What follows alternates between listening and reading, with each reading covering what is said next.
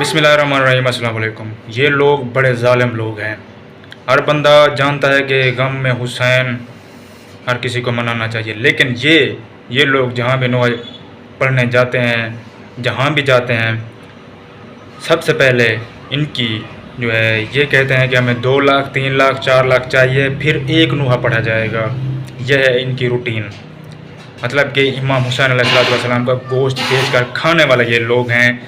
اور آج کے دور میں یہی امام حسین علیہ السلام کو مطلب کہ قتل کرتے ہیں، شہید کرتے ہیں روزانہ، اس لیے کہ یہ پیسے مکتوب کر کے لیتے ہیں۔ اور ان کی رہائش گاہ امریکہ ہے، یہ وہاں رہتے ہیں، پاکستان میں نہیں رہتے۔ یہ ظالمانہ ان کا کار نام جو ہے یہ سر انجام دیتے ہیں ہر محرم پہ۔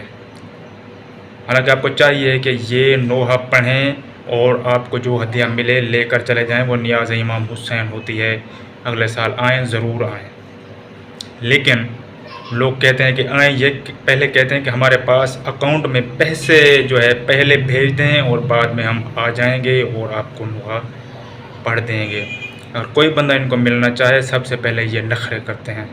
ایسا نہیں ہوتا۔ امام حسین علیہ السلام آپ کو کیا پیغام دیتے ہیں؟